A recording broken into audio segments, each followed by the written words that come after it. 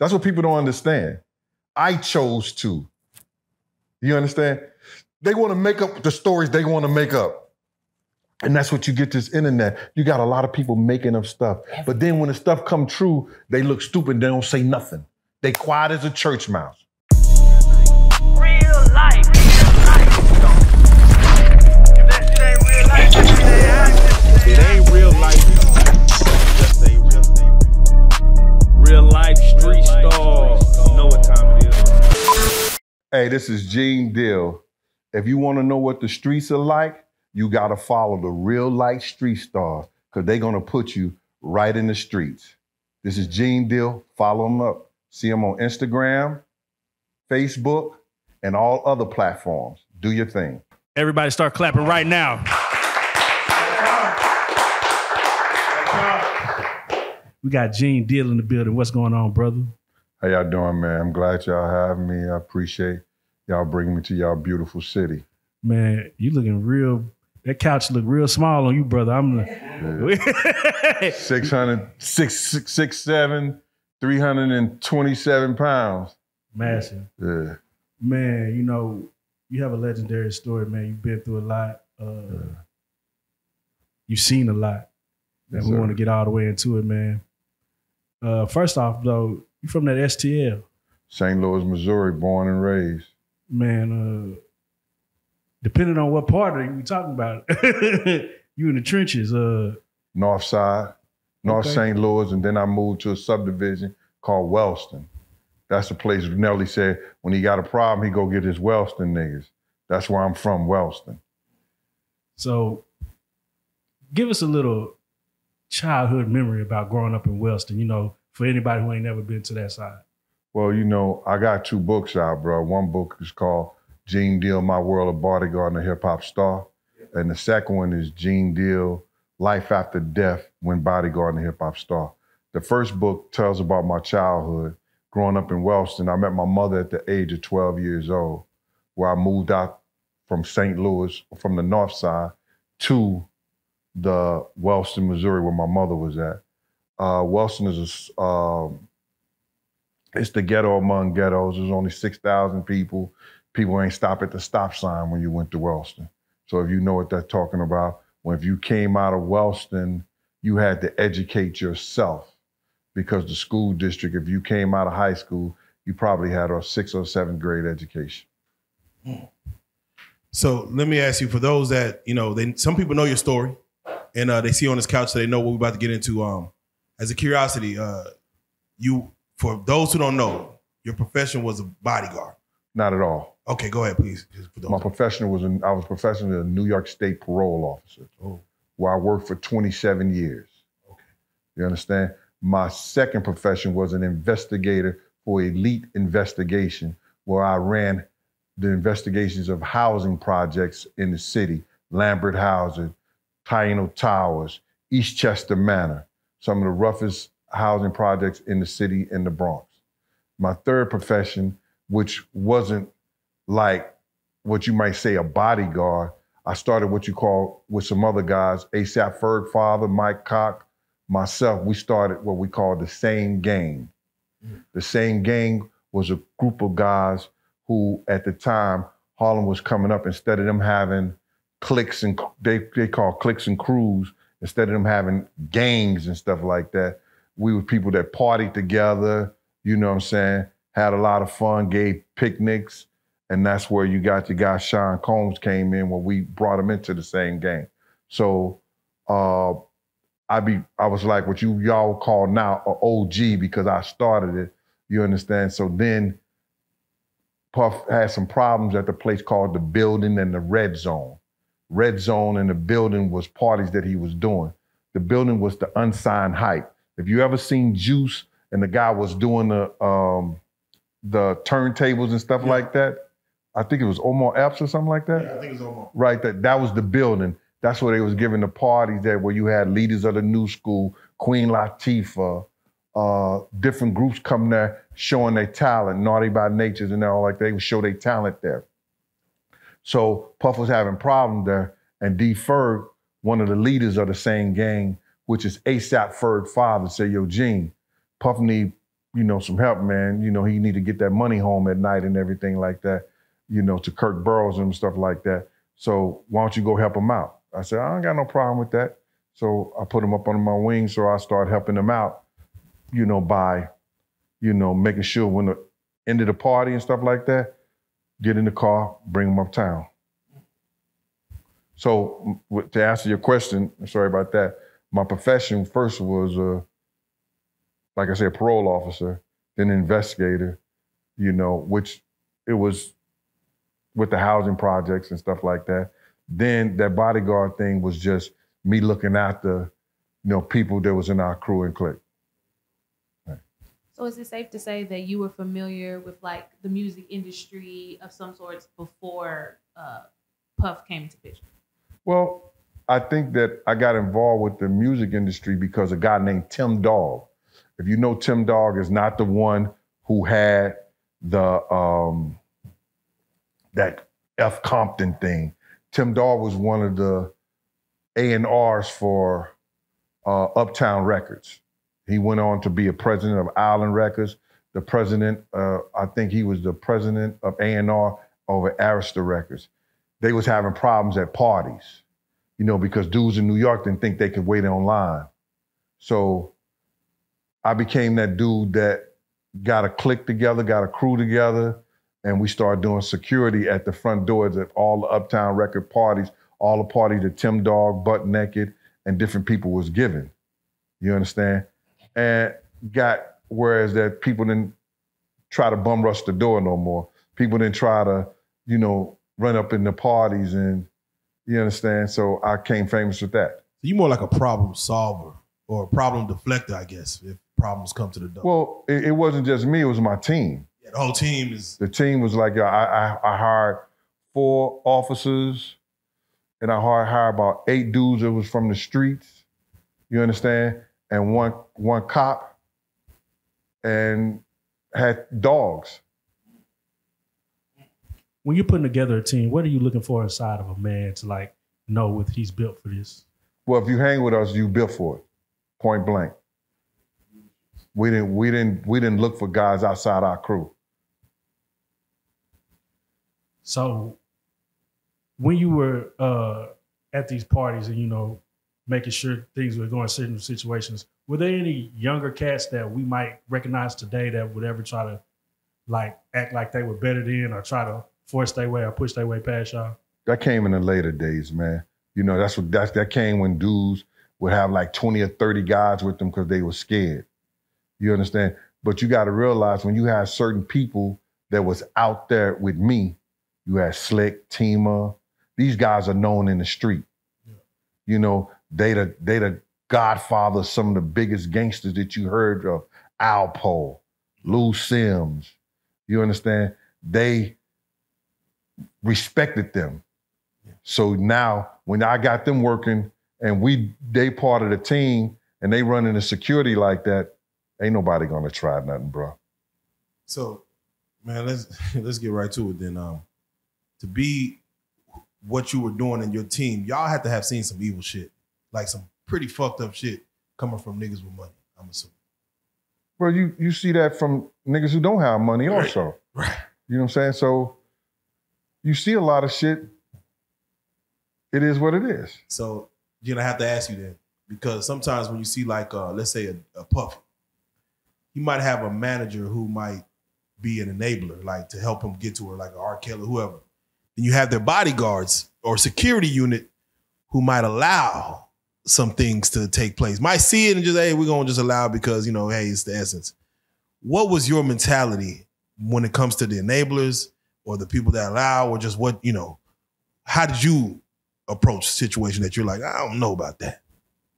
I don't know what you mean by that question. That was such a broad and asinine ass question that it's hard to answer something like that. Let me be more direct. Be direct, bro. Let me be more direct. Yeah.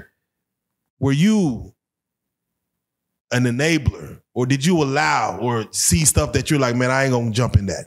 Bro, go ahead. Criminals do crimes with criminals. I've never been a criminal. You understand what I'm saying? Gotcha. So now, if you're looking to answer something about Puff, Puff ain't the Puff. Puff had different phases of his life that y'all don't understand. And let's get down to the nitty gritty of it. You understand? First you got Puff Daddy, who had Daddy's house and the parties and things like that. Then you had Puff. You understand?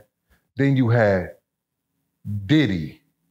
Then you had Brother Love, and then Love. I had Puff around the stage when he was Puff Daddy and Puff and some of Diddy. Not the new Diddy that they gave the diddler and everything like that. So he ain't the guy, he wasn't the guy that y'all see now back then when he was in Harlem. You understand? He was the guy that our crew chased down the street because he was trying to be a part of it and he ran. You understand? We brought him back, beat the shit out of him, hit him in the head with cake, spoon, with champagne and all the other shit like that. He was wanted to be a part of us. He was the one who used to beg, don't go to the party, please, please, I'm on my way. I'm on my way, so he could walk in the club with us. You understand? So to answer that question, bro, you're not doing nothing that's gonna cost my livelihood. You understand? You're not gonna do anything in front of me to cost my livelihood. You understand? Now, have I seen some shit? I seen a dude come up in the club and blow somebody's head off. I see the smoke running through the crowd trying to get to the lights. You understand? At a New Year's Eve party. So now I see this guy laying on the ground with his head tore down to the white meat. Did I know who did it? No. Did somebody tell me it's about to happen? Yes, they did. Yo, Gene, somebody got a gun in here. No, they didn't. We searched everybody. He came through the back door of the kitchen. You understand? Yeah. Because it was a restaurant that was giving a party. Yeah. The guy came through the back. I run and turn on the light. And as soon as I hit the light switch, you see, pow, and the gun smoke. Dude ran. That's the kind of crazy shit we see. You see girls having sex in the bathroom. That's crazy shit. You grab them with the guys and you throw them out the club. You understand? Yeah. So it gets like that. Right. I have to ask real quick. Diddy's pops. I saw you. There was you had mentioned that as far as Diddy's pops, his dad was murdered. Yes, sir. Yeah, that I didn't know. Did you know of his pops? I didn't know of his pop. I ain't know jack shit about his pops. I learned from his pops from one of the biggest gangsters in Harlem, New York Freddie, right? The police said they went to New York Freddie house in Mount Vernon and he had stacks of $100 bills 6 feet high in the whole basement. That's how much money he had. He was the one who started Russell Simmons. They won't tell y'all that story. He was the one who started Russell Simmons and them into the music business because he had a record label first that Russell Simmons used to work for. So now, New York Freddie want to talk to Big Gene. One of his lieutenants back in the day, if you see his story, his name was Omar. Omar was our OG from 112th Street, 114th Street. They used to come around with us. They used to love the food I used to cook because I'm a hell of a cook. You know what I'm saying? So now, Omar said, yo, New York Freddie want to talk to you, Gene. I told him he used to bodyguard Puff because he want to talk to Puff and tell Puff the real story about his father. So I said, yeah, all right. So I'm like, New York Freddie. I knew my history. I knew what New York Freddie was about. So I went and took a meeting with New York Freddie. He said, New York Freddie said to me, he said, yo, man, I've been trying to get in touch with Puff. Russell Simmons, none of them would take my calls. It's all good. He said, I want to tell Puff the true story about his father. And I said, yo, all right, okay, you know, what's up? You're going to listen to those guys. You understand? So New York Freddie said, Puff father sold some drugs to one of their undercover guys. You understand? They arrested him because they had cops on the payroll to, you know, see what you about. He said they brought him the tape and the written confession that Puff father signed. So I was like, yo, he said, we gave him $10,000. It was a New York City cop. He worked for them. He said, we gave him $10,000. Puff father said that he only told because he had a wedding to go to, which I thought was hilarious. You understand? This is coming from New York Freddie. So he said that I wanted to talk to Puff, but he wouldn't take my calls, he wouldn't see me. He said, I wanted to let him know that I told the guy, y'all got to get rid of him. Y'all brought him in, y'all got to get rid of him. So all these people talking about he worked for Frank Lucas, he worked for that part like that. He may have gotten some things from them or whatever, did some work. Nah, he worked with New York Freddie team. And New York Freddie told the dude to get rid of him.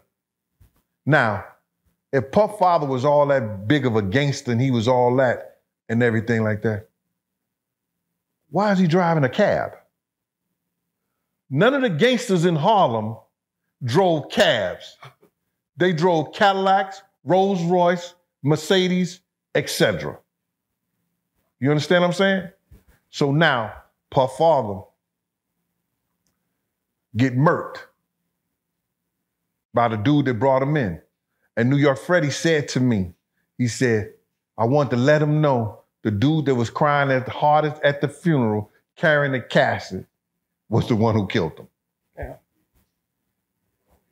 So now, this is crazy to me, right? About a month ago, I told that story, right?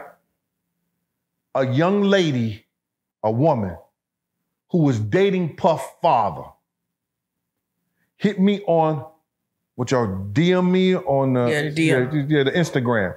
She said, Big Gene. She said, thank you for telling my story, that story. He said, I was dating for Puff father. And I went up to Flash Inn. It was a thing on 155th and McCombs Avenue in Harlem. I was waiting for him the next day because he had told me the day before he was killed that to meet him up there. He said, New York Freddie and all they crew was up there laughing and joking, and they knew about Puff father that got killed. So now I knew why they was doing that. Yes, sir. Real life street story. What made you leave Diddy's side? Who said I left his side? You said what made him, you said what made me leave his side? Yeah. Oh, yeah, the whole working for him. Puff, ASAP Ferg father went to Puff, and there's two reasons. He asked Puff to do a favor for him. He was in a certain situation.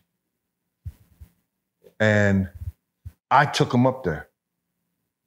I had $10,000 of Puff money in my pocket because we had left North Carolina. He was going somewhere and he didn't want to take the money with him. And this was about 2 weeks later. It was a week before my birthday, like 4 or 5 days before my birthday. D said, yo, I want to go up to the office and talk to Puff. I said, all right, come on, I'll take you up there. So then he went and talked to Puff. He had some designs. He was one of the best designers in Harlem.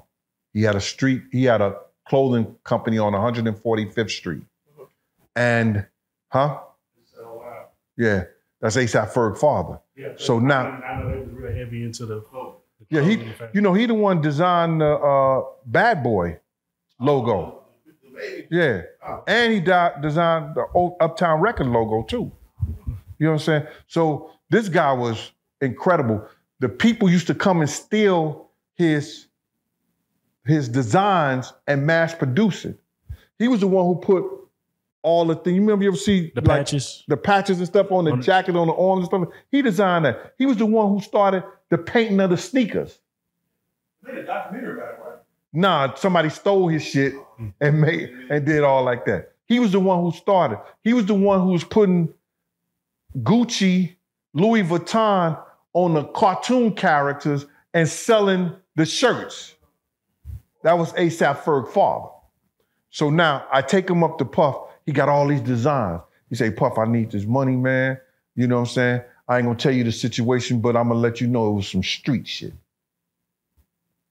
Now this is the dude when Puff lost his job at Uptown Records and he couldn't pay his car note. He couldn't pay his rent. He got $3,000 from Mike Cock. You know what I'm saying? And this dude named, they call him Mike Sessions now because he's grown, he older. You know what I'm saying? But he was known as Mike Cock back in the day. He got $3,000 from Mike Cock. D. Ferg gave him money. This new Puff was talking about committing suicide. I said, well, let him. You know what I'm saying? Nigga, that weak, let him. You understand? So then now, he gave this dude a lot of money because he was collecting money from the same gang dudes to make sure Puff could pay his rent, pay his car note, and survive until he got with the butt naked guys, you know, Corey, Wolf, and L. That was a crew called Butt Naked. You know what I'm saying? He got with them. They gave parties, bro. Yeah, I'm just, bro. I'm not tripping on. You know, we have some crazy names back here. Like there'd be like in Dallas, it'd be like Smash Head and Pumpkin Boy. The names that like old school or OGs used to have back in the day just. It was butt naked, and they logo a booty ain't a booty unless it's butt naked. Amen. All right, nah, for real. So now he got money, gave Puff and everything like that. He went up and asked Puff for a lazy money like that. Now I could have just gave him that money I had in my pocket because Puff had completely all about it, forgot all about it. Never asked me the 2 weeks he was back in town and nothing like that because I only had Puff on weekends, Friday, Saturday, and Sunday. When I get off work on Friday, you understand, they'll call me, yo, Gene, you got Puff? Yeah, I got him. You understand? Saturdays and Sunday, I have them all day. You understand? Those was my days. So now, D asked him for the money. Puff said, I don't think I could do it. So D left out the office. I said, D, wait here for me outside. I said, you ain't gonna give Puff, you ain't gonna give D that money, dog? He was like, nah. He said, Gene, I can't do it. I can't do it right now. I said, well, here go your 10,000 that you get. He said, 10,000? I said, yeah, you gave it to me 2 weeks ago, nigga. Here, gave it to him. He said, you tell D about that? I said, no, that ain't none of his business. Wait, Puff was, I don't want to say broke, but struggling artist. This is when he became, he was on now. Okay. This is some time after. This was after the city college. See, I gave you the time when after the city college, he lost his job. Nobody was effing with him the whole 9 yards. Then he went to that whole period where the dudes from Butt Naked, Wolf, L, and Corey, gave him the money to start up Bad Boy so he could keep Big, Craig Mack, and everything. Then he gets the deal from Clyde Davis. You understand? Now they put out Flavor in Your Ear. Do the Big Mac commercial, that Big Mac campaign, when he put Craig Mack and Big into that box, in that Big Mac box, that a kid from his label, Mel Love, he thought of that. Puff ran with the whole campaign and the whole 9 yards. Huh? It's a check. It's a check. So now he's on. He's Puff. You know what I'm saying? So he's on. D. Ferg went to him and said, yo, my man, I need to do this, He said, nah. Out of all the shit D had done for him, he only gave D $1,500 for that design and promised that he was gonna look out and take care of him. You understand what I'm saying? That label's known worldwide. That image. Long story short, I gave him his money. I walked out the door. D said, I ain't never ever fucking with him ever again, Gene. I said, yeah, all right. So we were straight for my birthday, right? He said, yeah, we straight. I said, you all right? He said, yeah, I'm all right. Nigga died the next day. Oh, come on, man. Damn. On the 17th of October. My birthday, October the 16th. What? Let me ask you. 3 days later. At that I'm to finish your question. No, please. So now, I'm upset. I'm bitter. You understand? Behind this shit. We're in the office. Puff mother asked me, I'm sitting out by the office. This is Puff door. I got my chair out there. Nobody goes in his office or nothing like that, without clearing me first. So then Puff mother asked me to go downstairs and get some food out her car. I said, I'm not here for that. What's wrong with you? She said, all these interns and stuff like that. She said, you're the only one that don't do what I asked them to do. And I want to know why. I said, I'm not here for that, Miss Combs. You understand? She said, but if I ask you to do something, she was just going on like that. Puff came out off. Why you always messing with Gene? Why you messing with Gene? I said, I'm 38 in the waist, handsome in the face. You understand? And then he said, leave Gene alone. He said, Paul, yo, I'm tired of this. Paul was the other security. So now, I just never went back. That was it. What's your relationship to what's his name? Roger Bonds. I don't have no relationship with him. No relationship. Don't know him from a can of paint. I think he came in as a driver when I was leaving. Right. He started with a driver. I don't have no relationship with him. Now, here's my thing, right?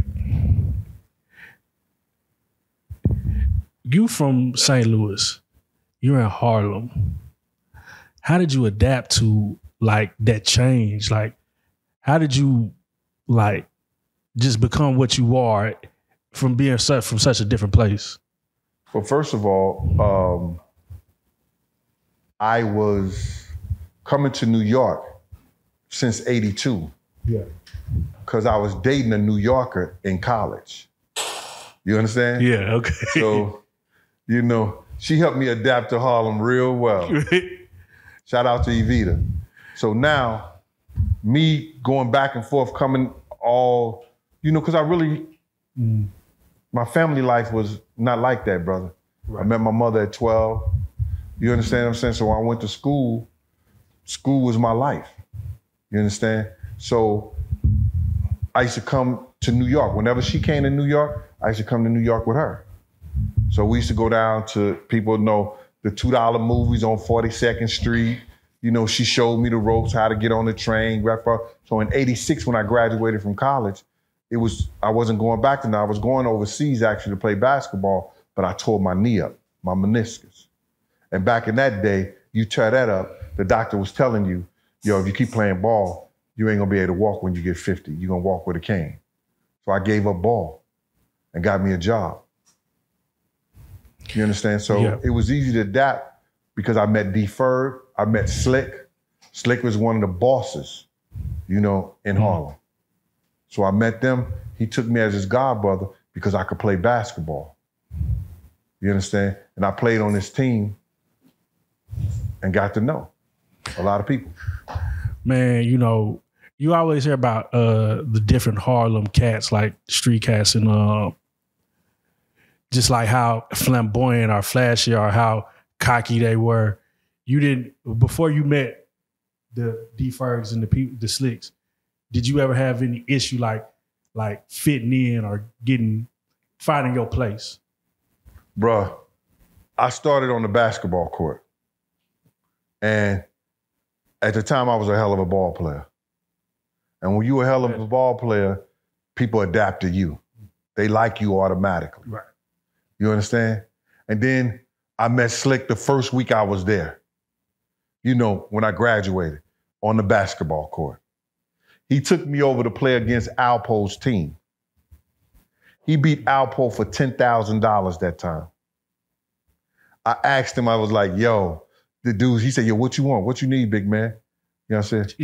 I said, I need an orange juice and some chips. I'm good. He bought me an orange juice and chips. Everybody else was getting $500, $1,000. I didn't know the game. Right. You understand? And then he just brought me in as his god brother. And we have been together ever since. Jen, can I get your takes on Alpo as far as just the man overall and him coming home, you know, after everything that took place, and then of course his demise, you know, that looked like a personal situation. Just real quick, if you don't mind. Alpo was a good dude, bro. He had a problem. Him and Rich had their thing, their problem. That was their business. You understand? But to the same gang, whenever we needed something, whatever we want something, I would say, yo, go to 145 and see what you call and get that bag. He would do that for D. Ferg now. You understand what I'm saying? Yes. When D needed something, or we was doing a picnic, a party, D would ask him, and Al would make sure he had it. So he was good to the same gang dudes. You understand what I'm saying? Yeah. And him and Rich problem, that was their situation. I had nothing to do with that. I didn't care too much about that. You understand? That was their thing. Yeah. You know, but to me, I gotta show you how a dude treat me. When Al came home, he pulled me over. We was on 107th and 3rd Avenue in front of a apparel store. He was like, yo, Gene, what's up, man? He said, yo. I said, what's up, Al? He said, yo, I want to holler at you. I said, what's up? He said, yo, man, all these niggas talk. I said, Al, you ain't got to explain nothing to me, bro. You your own man. You got to handle your own shit. He said, yeah, I know. You understand? He said, but it's a reason I stopped you. I want to pull you over. He said, Misha love you, bro. She wants you all to get back cool together. Misha was Puff's baby mother. I used to bodyguard her. Yeah. You understand? And I say, man, we good, bro, man. But, you know, she stiffed me on some money, Al, stuff like that. He said, no, we going to go to dinner and we going to straighten all that out. I said, nah, we ain't going to dinner, Al. We good. Like it is, man. We straight, man. We ain't got to straighten nothing out. I got love for Misha always, man. I knew what she was going through. There you go. So after as the day that you said, I'm done working for Diddy at the time, what was your judge of the character of Diddy? Like, you know, when his, what's name just died and saying, bro, I can't mess with him no more. And then died the next day. What was your, from what you know? He died like 3 days later. 3 days later. What was your take on his character at the time, at that time? Like, was it going left, do you feel? Well, you got to understand, Puff is a different dude. You understand? It's the drugs. It's the alcohol. He wasn't that dude back then. Puff wouldn't smoke no weed. The only pills he had started taking that got him addicted was those opioids that he was taking because of the pain in his wrist from Kim slicing his wrist up. You understand? And then you got to realize if you dropping them shits like M&Ms, one day they're not gonna work no more and he gonna have to use some other shit. So now he's become addicted to drugs and alcohol now. So that's gonna change him. So at first he was a good guy though, at first, in the very beginning. Would you say that? I'm just saying Puff was Puff. He didn't, the actions that y'all see and the antics and stuff like that, he wasn't like that. He couldn't do that around there in Harlem. All that shit came when he moved to Cali, bruh. He may have acted a damn fool on television with the making of the band and all that other shit like that. Those was antics. Let me ask you, from what you saw being around other, you know, people, celebrities, whether broke or with money, how much does drugs and alcohol take effect into like that world to where shit just starts going? Bro, they have no control over themselves, bro. Look at some of the greatest artists of all time. Rick James. Cocaine is a hell of a drug. You understand what I'm saying? Yo, once your mind and your body is addicted to something, brother, it changes who you are and what you represent. Now, have you ever had any client that was hard to protect because of the things they ingested, like the drugs and alcohol they ingested? I was a special dude, bro. I didn't just work for everybody. You understand? I worked for Scott Storch. Yeah. I worked for Salt and Pepper a couple of times. Fat Joe. 50 was a part of the crew.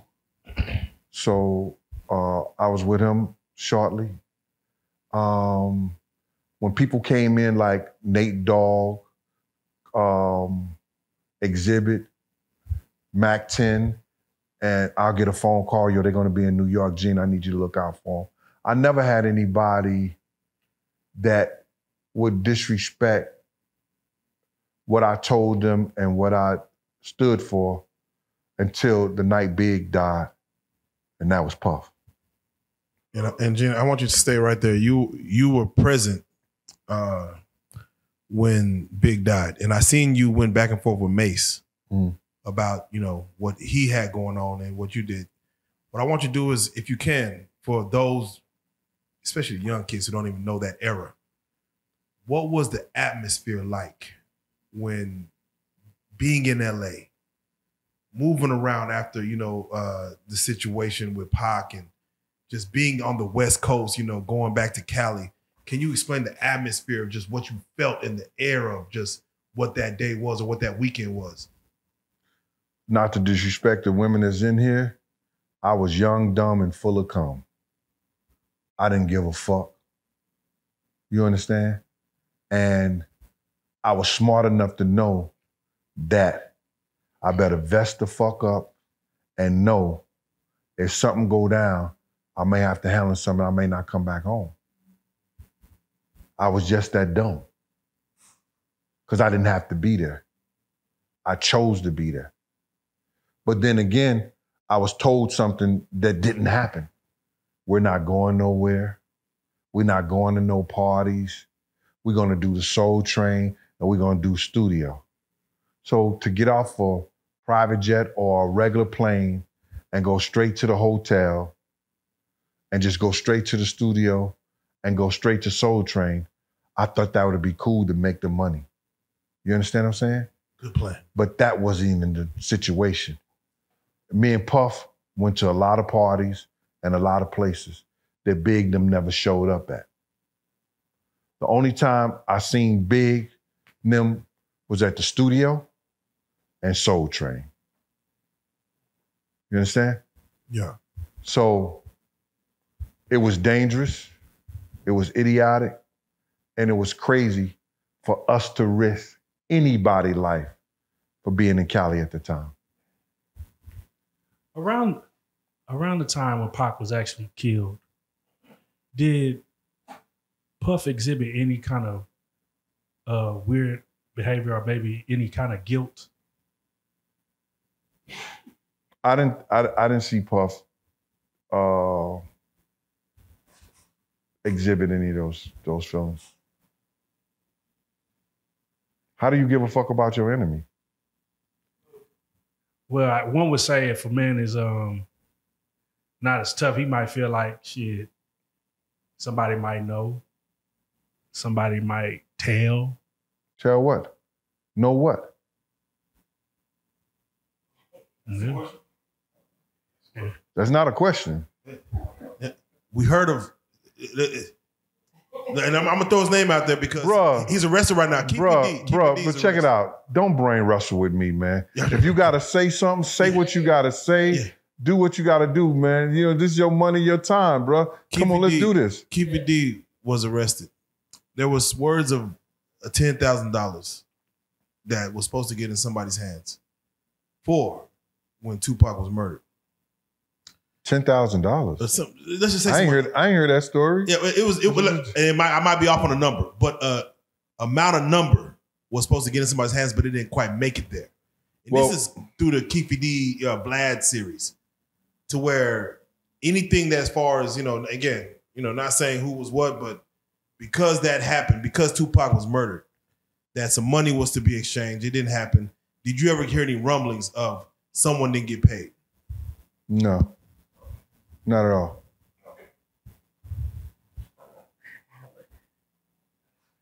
How did it feel? How did Puffy react when Biggie was killed? He was distraught, but he was in a daze, because I don't think that he thought it could happen. Because I told him before we left, if we go to this party, somebody gonna die tonight, bro. I got a phone call. I got a phone call by 3 credible sources. You understand? Right. Chaz Williams over Black Hands, part of the Guerrilla Black Mafia. Unique from Mecca Audio. And the dude that was running with Jodeci and them. Now, if people tell you they're not going to a party, and it's supposed to be the lit party of the century, you see Mace didn't show up at the party. Because he knew something too. And where I could say Mace knew something, because the people out in California, when Mace went to basketball game, they told him, we want Puff and we want Big. See, everybody do all these investigations and everything like that, and they don't listen to the people who were there. Like I said before, there were people who wanted Big dead, and there were people who wanted Puff dead. You get it? Right. The people that wanted Puff dead, you understand, I thought it was a dude from the Nation of Islam that we got into it at Soul Train, right? The people that thought they had something to do with Big Jake dying, which they didn't. That was a part of Death Row or the Bloods. Then you got the guys that Big, what was called the Dog Pound, the guys with the Dog Pound when Big was out there. He was in New York, and the Dog Pound was in New York doing a video.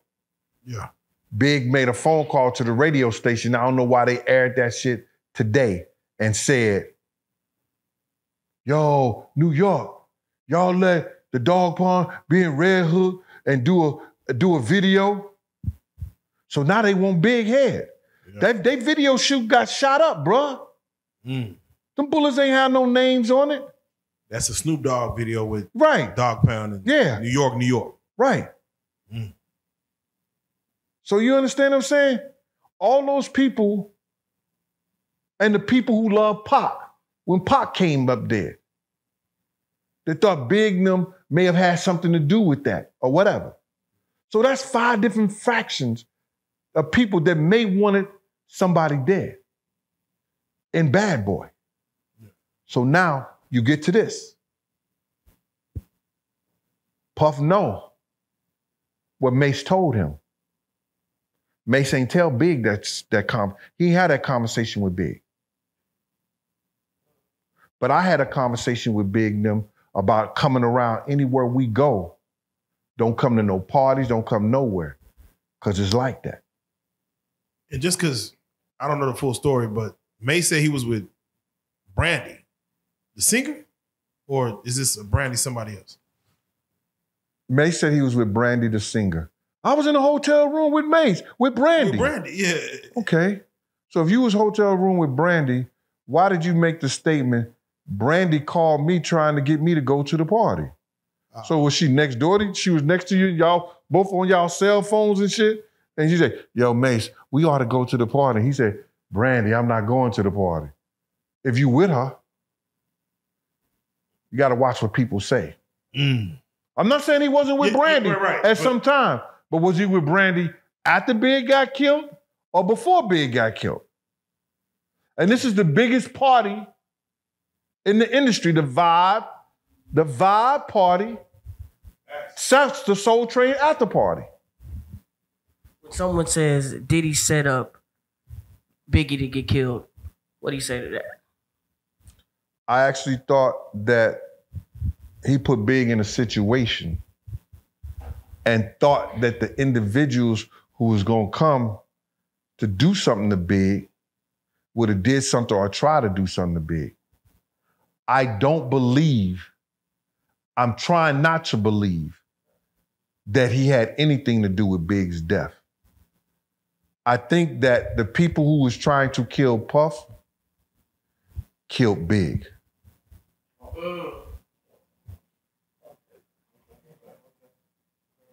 So after that, some time passes, Puff still lives. Are you shocked that like he still was able to continue to thrive and grow after so much animosity was being presented towards him? Well, Puff was built for that. You understand? Puff's mother trained him to be a superstar or in the industry, whether it been a model or a dancer or singer or whatever like that, whatever his talent would have been. So for him to come back from there, I think that he had no other reason. He had to. He had the blueprint. Big had gave him the plan. Gene, let me ask you, are you surprised that you know, we're about to have a trial with Tupac's murder, but Biggie's murder is still unsolved, may go unsolved.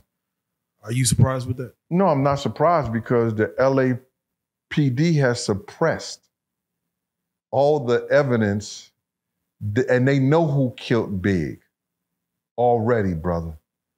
I have not told a lie. When I tell the people that they had the picture of the Muslim, me and Puff in the same picture, you understand? Walking up to Puff van, but they had his face distorted. They know they got those pictures. The FBI agent, Phil Carson, said he saw the same picture. Then when he went back to review it, the picture was gone. See, they didn't know who they was dealing with. They didn't know that I had a memory like a fucking elephant and I was not gonna forget anything that happened. I wrote that in my second book. Exactly what went down during that interview. You got people around here telling lies. This is the guy he picked. No, I don't. Run the tape. The tape will tell you, they asked me, do any of these guys on this photo look like him? And I said, nah. He said, anybody look close like the guy, something like that on this photo? I said, he looks something like him, but it's not him. That's what I said. Anytime you do a lineup and you point somebody out, what do the cops make you do? They make you initial it or sign under the picture. Correct. That you said that. They seen a circle say, this is the one he picked. No, I didn't. Not one of the detectives who was on that thing said I picked anybody in the lineup. I just said he looks something like him, but it's not him. Damn. You know, it's crazy because, you know, documentaries come out. I know police has spoken, and it's one of those things to where we might get some, you know, I don't want to say closure, but with Keefe coming up, you know, that might open up light to Tupac. I'm just curious. We're about to fast forward to what Diddy got going on. Gene, you started talking about, let's say, a few years ago, about just your life in the industry. Are you concerned about the feds wanting to come sit down and talk to you about, hey, we need you as a character witness about some situation that may have happened back, you know, during your heyday? Some situation back during my heyday. Yeah, they want to talk to you about things you may have seen. You have to be more Pacific than you are, sir. Yeah, let's get to it. The feds want to ask you certain questions about what you may have seen, and they want you as a character witness to speak on and testify against Diddy. To testify against Diddy? Correct. About what? About anything you may have seen. I mean, well, no, not even testify yet. They want to bring you in for questioning about what you may have seen. Is that a thing? Well, what I can say to you, sir, is that being an officer myself, they don't bring you in to question you about what you may have seen. They question you about what they already know you have seen. That's the feds. And what you say. You know what I'm saying? So it's no way I would know that. You understand? But what I can tell you is that, you know, can Puff be erratic? Yes, he can. You've seen that. Can he be, does he have a monstrous behavior sometime? Yes, he have. You've seen that. You understand? Can he be threatening and abusive? Yes, he can. You've seen that. So, bro, I went on MTV in 99, VH1 in 2001, 2011.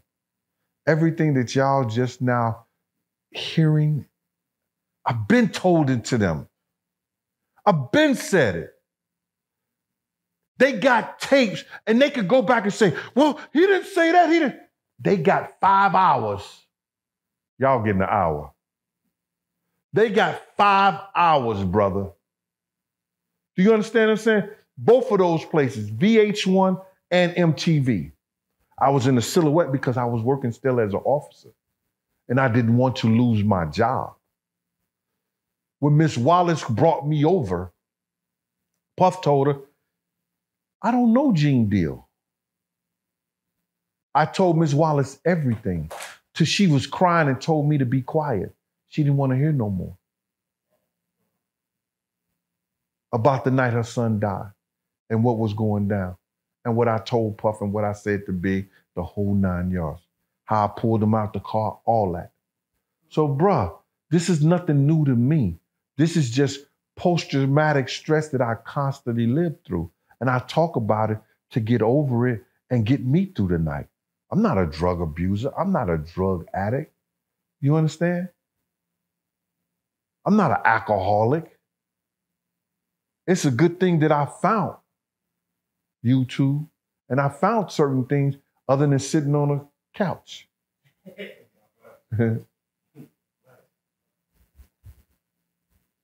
So it's public knowledge that multiple women have come out with accusations against Diddy, whether it be physical abuse, sexual abuse, however. Why do you think that women are now coming forward and making it public about what they may have experienced with him in a way that they didn't back then, late 90s, early 2000s? I don't believe that. I believe that women have been coming out, but nobody was listening. You understand? Nobody wanted to hear it. Did you hear that guy Van from what you call that show, was on TMZ? He said somebody told him the story about Gina years ago, but he didn't want to hear it, and he wasn't going to take it to TMZ because they was in partnership, or Diddy was in power. So he wasn't going to bring it up. Yo, you know how many girls have came to me about other artists? Women have always been telling these stories and wanted somebody to talk to or somebody to do something about it, but nobody would do it. No, the police wouldn't take it. You understand? Lawyers wouldn't take it. Now lawyers see a paycheck. They taking it. And that's what it's about. Women have always been talking about it. From a perspective of someone who has been in law enforcement, as well as someone who has participated in bodyguarding or protecting celebrities, what is it about men who are celebrities and abuse? Like, why is that so? Do you feel like it's so common that women are like, hey, these celebrities are abusers, they're sexual assaulters? Why is there such a connection with that in such abundance, do you feel? If I was to speak on a personal level, which I can only say on a personal level, it has to do with money. You understand? See, they learn, if you notice, those people learn from a different aspect. Remember the song Money, Power, and Respect? They got that money, which they thought they had power and they should have respect. But we learned, if you learn from where I came from, and if you from any hood in America, you got to get the respect first, which give you the power. And somehow you make money. You understand? They got it ass backwards. So they see through a different window. I've seen guys, yo, let me just say, all these guys that y'all see as superstars, they used to beg to jump in the picture. Right. From your Jay-Z, you understand? From your Mace, your camera, they used to jump to be in the picture with everybody. And now they be like, they don't want to be in the picture. They don't want to be seen. Used to have them at the door, begging to get in. Now, they send their PAs, they send their publicists, yo, make sure I just walk in. I ain't waiting on no line. That money does a lot of strange things. You ever heard the thing? You'll do a little strange for a little change? Right. That's how they go. Being the background of the law enforcement, right? Right. Is Diddy going to jail? I think that the easiest thing to do is to get somebody on some money laundering. Diddy have over 18 companies that he was dealing with. he put every business in his children's name or his mother's name. I don't think any of those businesses are straight into his name. So it's got to be some shadiness going on somewhere. The government wouldn't ask for all the IRS papers. You understand? All the tax papers for the last 3 years of any of his companies if they didn't think something was going on. You understand? So if he doesn't go for any of the assaults or something like that, I don't know. It may be something having to do with tax evasion, money laundering, or something like that. Or maybe even drugs or something. Because you know they had that guy, Jonathan Odie. Yep. You understand? They was talking.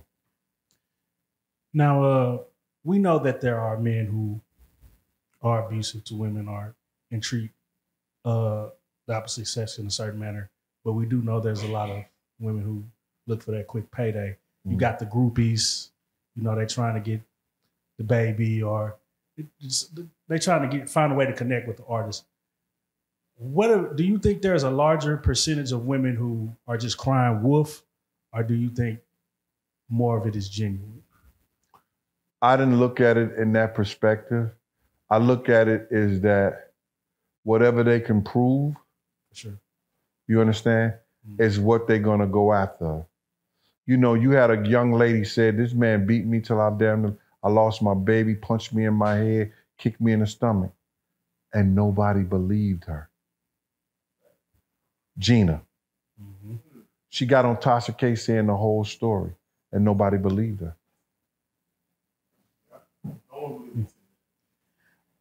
I have a different question because it's interesting. You're in law enforcement, but I know you also had relationships with certain street dudes. When you're dealing with personalities like that, is there such thing as a good street dude or a bad street dude? Or do you view them as the same kind of? Bruh, I'm a street dude that just went to college, got my degree, got a good job. You understand? Right. I could tell you that the light pole was my lamp and the curb was my pillow. But that don't mean I have to do what people who make their living in the street do. Right.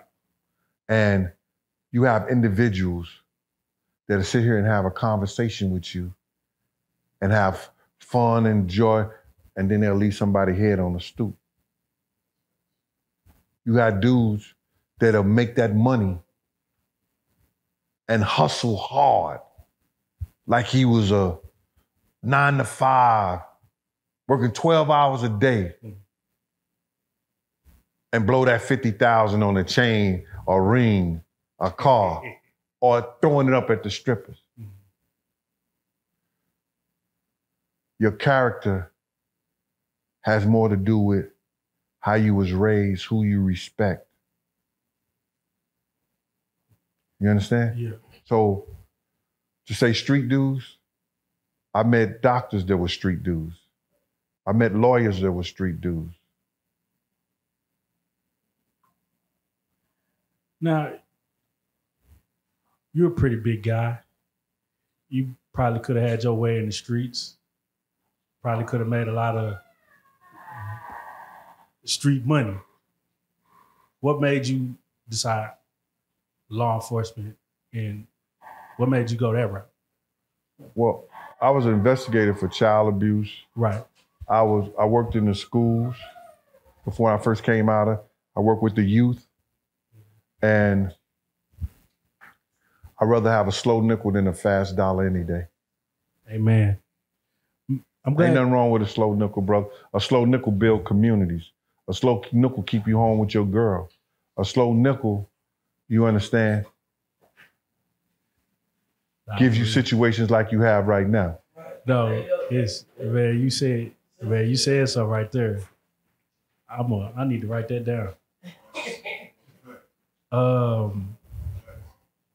Seeing the way the hip hop industry is right now, and knowing that you work with kids, what is something you tell them, like, as far as if you see them idolizing like some of the artists that you see today? Well, first of all, if you believe in God, Amen. first God say, don't have no idols. No false idols. And when he said that, when you look at those people that you think are somebody or they all that, they just regular people with a little bit more money. Me and Puff used to get into arguments. You broke ass cop. I say, broke ass cop. I say, you got a ring, I got a ring. You got a watch, I got a watch. You got a chain, I got a chain. You got a car, I got a car. You got a house. You ain't got none that I don't have, brother. You understand? It might be different values, but you don't have nothing I don't have. I ask the kids, love the things that you have, not that you want. When you look at things and you start idolizing things that you want, you put it in a perspective that will get you in trouble. You understand? When you want those fancy cars or you want the jewelry, there's nobody in the streets that got something or has something that I didn't have. And I went to work for it every day. And I never had to look over my shoulder or worry if the cops was gonna knock at my door.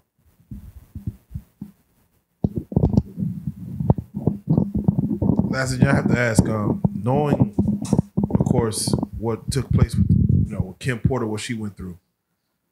When the lawsuit came down on Diddy and all the 30 pages, everyone's reading this at one time, and a lot of people aren't believing. This is before the video came out. When all this, everything that Cassie's saying, and then the lawsuit falls out, did you believe not saying everything in the document, but what was your take on the lawsuit for what it was? From what you heard, what Cassie went through, what was your take on, all right, well, he's about to pay that in a day? Because that's what happened. I believe the girl Gina before Cassie even came out. You understand? I believe what she said and what he did to her. Because I've heard the story about what he did to Misa, his first baby mom. You understand? When he beat her up on the car because he thought she was dealing with Eric Sermon. Yeah. You understand? I know the situation when I came into the hospital and Kim was looking distraught, bruised. You understand what I'm saying? Yeah. And Kim was looking like she was looking. You understand? Yeah. And he holding a bloody t-shirt around his wrist because she cut his wrist. So I know what she may have went through in order to get to that point. Damn. So when Cassie was talking about the abuse and the parts that I read, I believed her. Because the lepers don't change their spots. There you go. So lastly, Gina, I have to ask you, we're in 2024. You see what's going on with Trump. You see what's going on with Diddy. For you, again, you're in the industry, or you're in this world now. How does this all land? Because again, we've had Jaguar Wright come on this couch. She spoke and just basically gave her truth. Shout out to Art of Dialogue. You've spoken enough on there to give your truth. And it seems that things that y'all have said are coming to light, coming to fruition.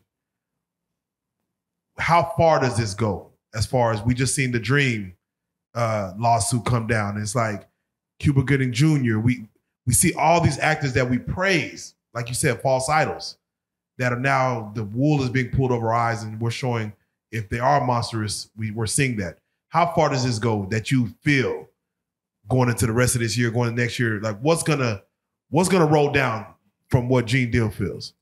Well, if I could answer that, I could probably put it in the bottle, make some money, bro. Yeah, nigga. You know what I'm saying? Nigga dollars. But justice delayed is not justice denied. Yeah. You understand? And the things that is about to come out is because people are not going to be afraid to tell the truth.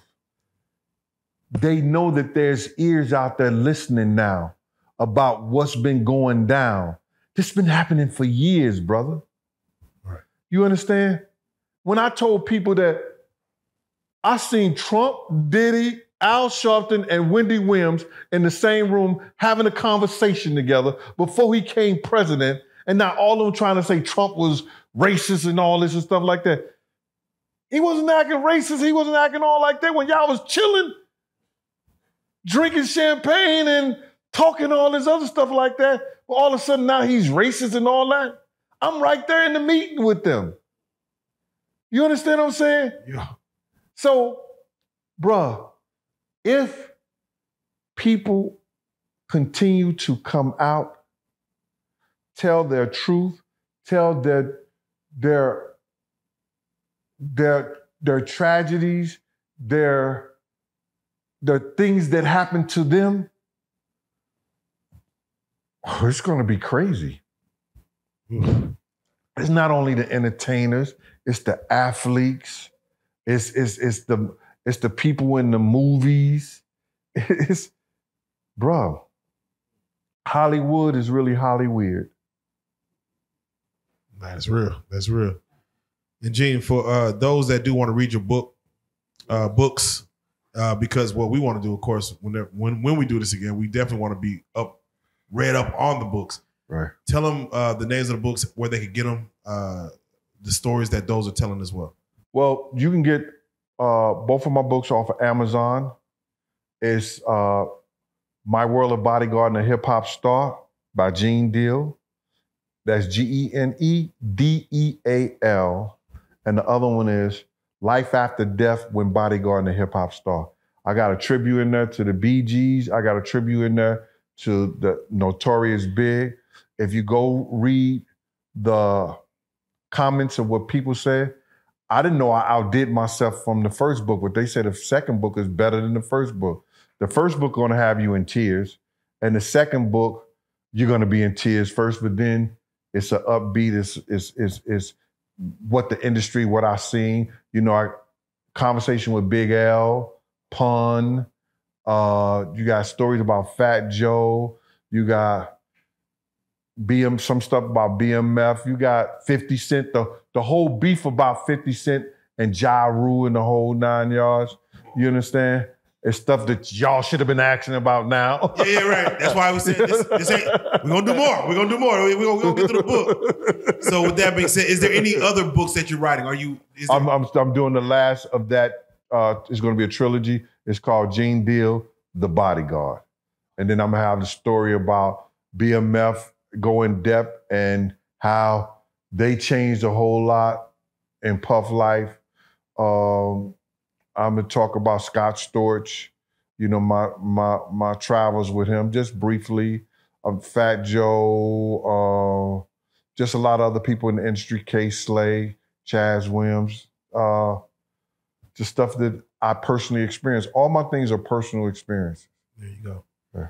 And lastly, for the people that don't know, Jaguar Wright just walked in the building. Jag is here? She's here. I thought I saw over there. Yeah, she walked in the building. Yo. Yeah, she might. Yo, I got something to ask her, Jag, man. All right, I want to see if she answers something. Yeah.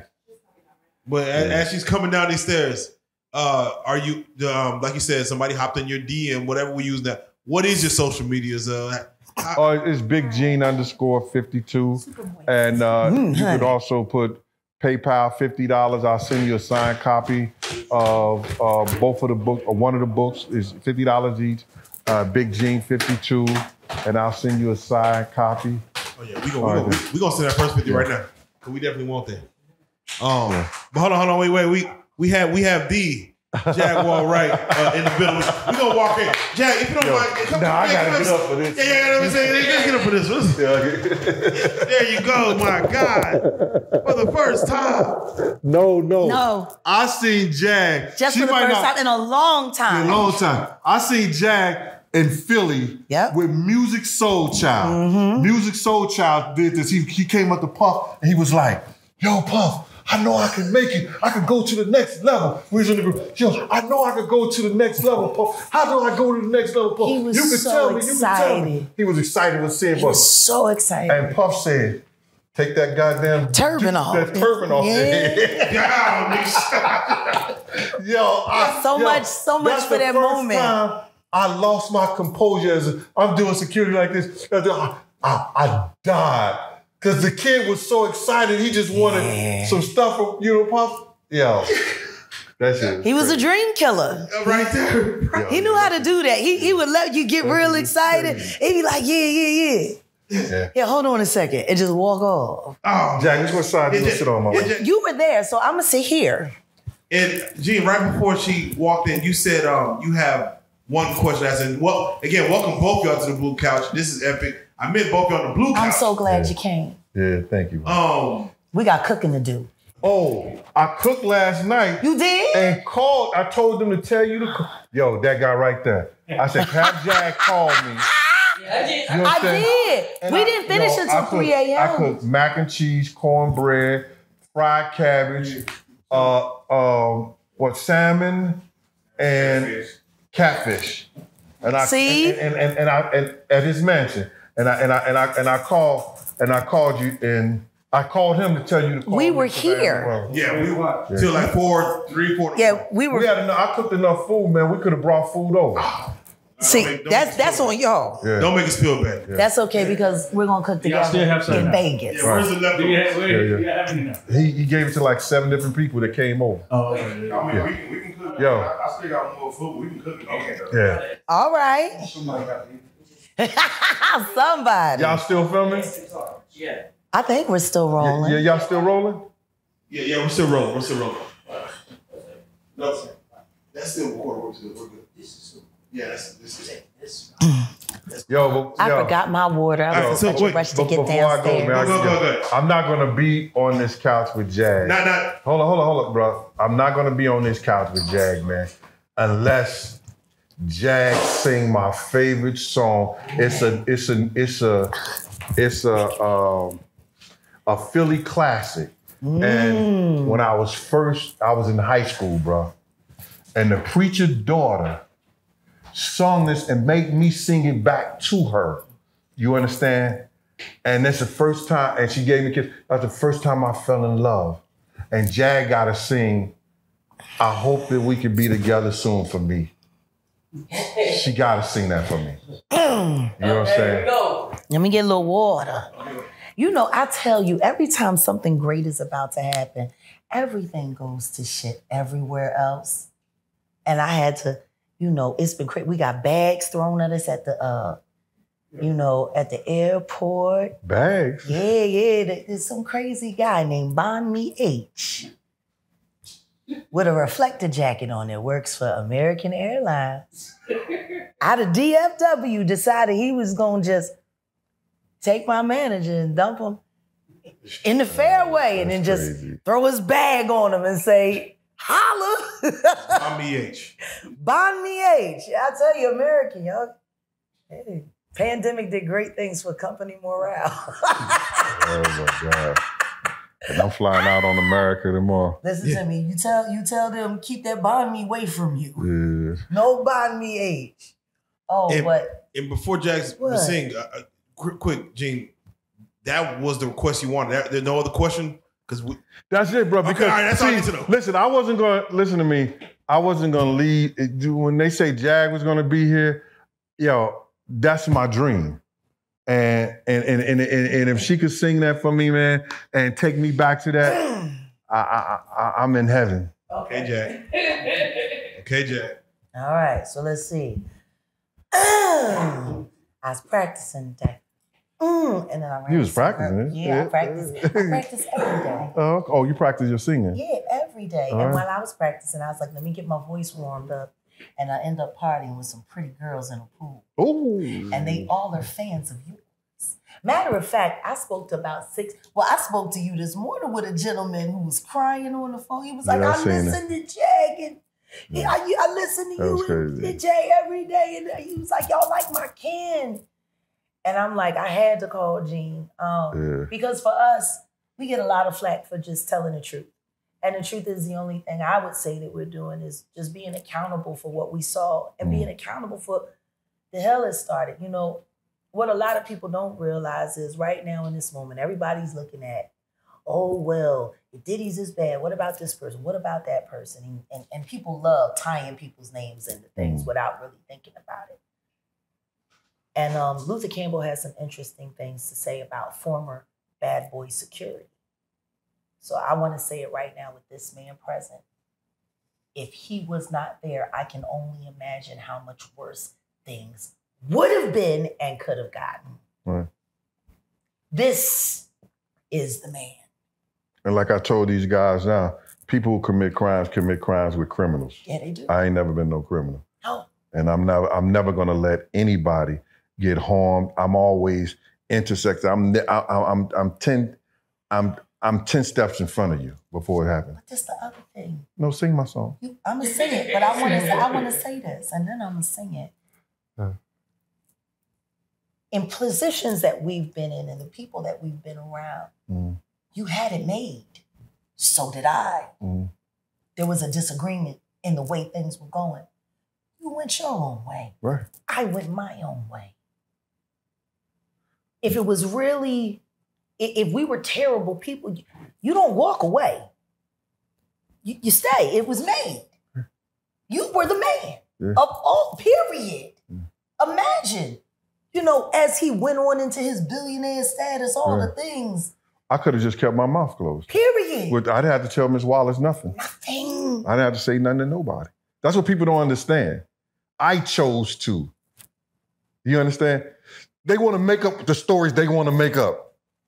And that's what you get this internet. You got a lot of people making up stuff. But then when the stuff come true, they look stupid. They don't say nothing.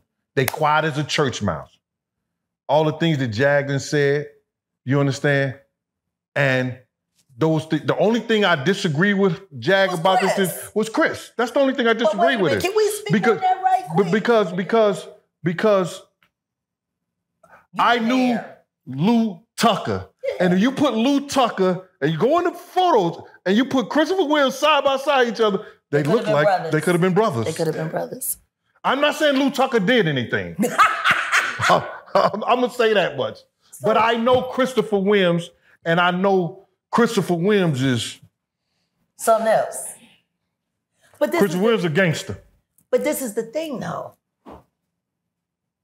When that lawyer came to me, and what everybody has been trying to do is get me to give her name. Right. And I wouldn't worry about it. And I know why they want me to give her name, because they want to run down on her. And I could even justify it by saying the person who brought her to me that you and I both know. And we'll talk about that on another occasion. Right. Because at this point in time, I think I owe you that. I don't even really. I know you don't care. I don't care about that, Jack. I want you to sing my song. My point is this. I believe my witness, and he knows what he knows. But regardless of all of that, there's always spaces in between every story. Now, maybe she saw somebody else that looked like Christopher Williams. I can only tell you what that woman said to me. And she could think that. She could really think that because they look so much alike. Back then, with the curly hair, light skin, the whole 9 yards, it wouldn't be far-fetched. But if your ignorant ass call me a crackhead again, I don't give no fuck. I'm just gonna make flyers of all of that shit from Kohl's with them goddamn JBLs. And I'm gonna hand it out at every show you do that you try to call me a crackhead because I ain't never smoked no crack. Oh my God. And y'all got me on the couch with this. I just want everybody to know that nobody's lying. You're not lying. No, I'm not not lying. His story isn't any less valid than my story and vice versa. Stop worrying about the little details and pay attention to the big picture.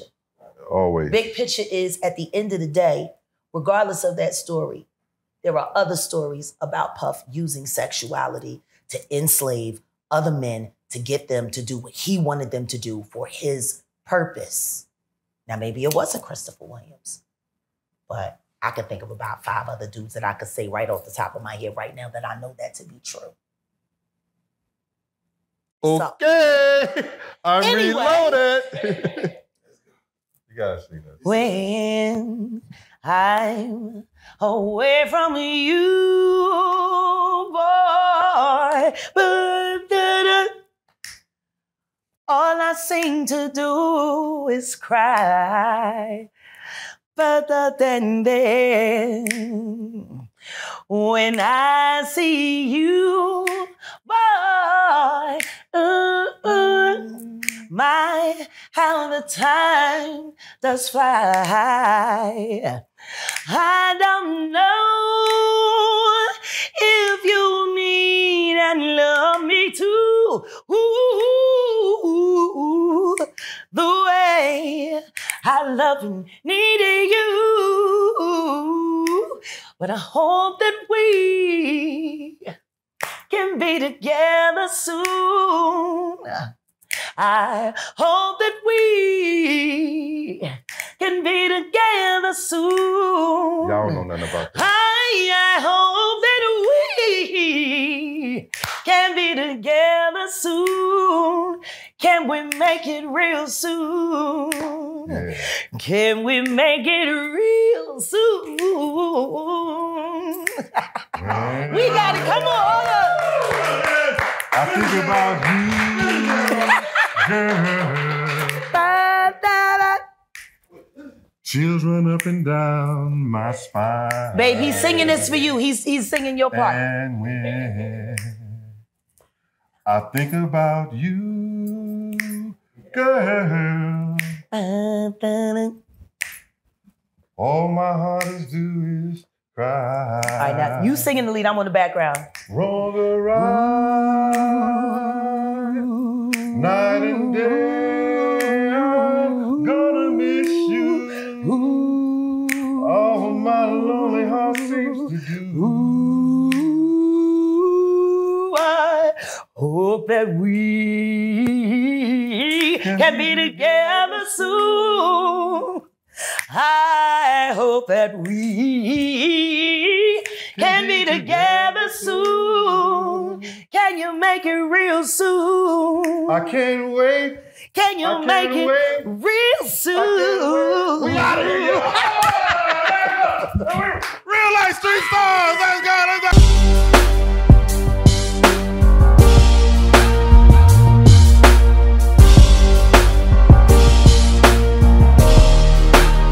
Shout out Real Life Street Stars, nigga.